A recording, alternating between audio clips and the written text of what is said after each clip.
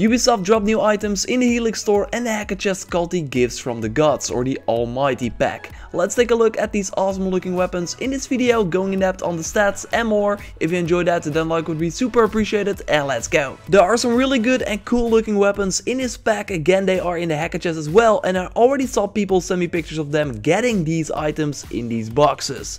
But are these weapons any good? Let's get into the stats. I never really used sickle swords, none of the weapons are really that good in my opinion, but this might change with the Ruler of the Storm. A very cool looking sickle sword with health on hit, bleeding on hit, which of course really powerful to deal additional damage over time, and in my experience it triggers really fast. And of course we also got the adrenaline on kill, which is great to get into the Fury mode again faster, start slashing your enemies, get health back, and also have a chance to cause them to bleed. Yes, this weapon got me really excited about sickle swords again. And look at this awesome black effect. Thumbs up for the Ruler of the Storm. This weapon is all about first timers, so we got a weapon that I will touch on later on in this video, and also for the first time a Vire Spear, the Bark of Ra. I mean, it already looks cool, but the Vire really makes it stand out. In terms of stats, it's not that good, although with holding the light button you can of course make sure multiple enemies burn at once, which can be nice to make them lose health when you don't touch them, when you stay far away, something you can do thanks to the range of a spear. Never been a fan of the adrenaline on hurt perk, that gives you adrenaline when you get hurt, and I always believe that the critical hit rate perk is better than the critical damage perk, simply because the critical hits will not occur that often, so having a boost in those yellow numbers is not really that nice, but still it's fun to use this weapon because it's on fire. Stop the presses, because we got a new contender for the best scepter. Yes, the Jackal is really good, of course, the Anubis weapon you get from the second community challenge of the Trial of the God,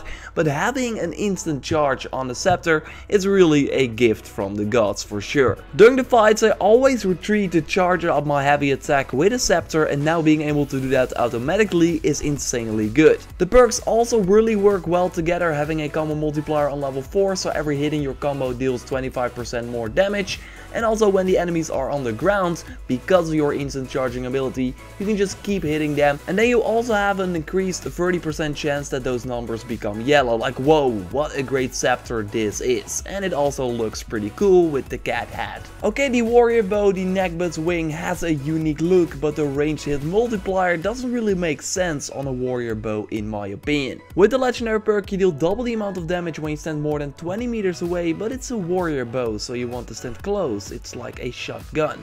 I mean, it does make you play differently, but it kinda goes against what a warrior bow is in my opinion. The regular perk is average, a critical hit rate on level 2, and the standard precision on a warrior bow is the highest, it's level 4, and that is needed if you are shooting from far away.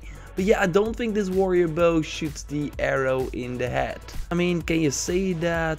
Either way, you know what I mean. Last but not least is the shield we got, simply called Balance. It's an awesome looking one, I think, but the stats are kinda meh. As you know, I'm not really someone that likes to parry. Maybe I should do it more often, but I'm more a dodge guy, so yeah, the Hell for Parry legendary perk doesn't really do that much for me. The melee resistance, decreasing your incoming melee damage by 40% in the case of this level 3 perk, is great. Combine that with the level 3 damage absorption rate, giving you 40% chance that you absorb 30% of the damage. So pretty good. Personally, I don't think I like the chance to absorb damage. That's why I prefer a shield like the Tomb Protector more, because it's without chance and more balanced. See what I did there? So yeah, there you have it, all the new god weapons from the Almighty Pack. They all look really nice, and some are really good as well. Again, they are in the hacker chest, or you can buy them in the Helix store. Let me know what you think of these weapons in the comments down below. I got way more interesting videos coming up discussing the new weapons from the DLC. By the way, you might think, hey, he sounds weird. Well, it is because I'm recording this in a hotel room, because I'm going on a trip to something very awesome.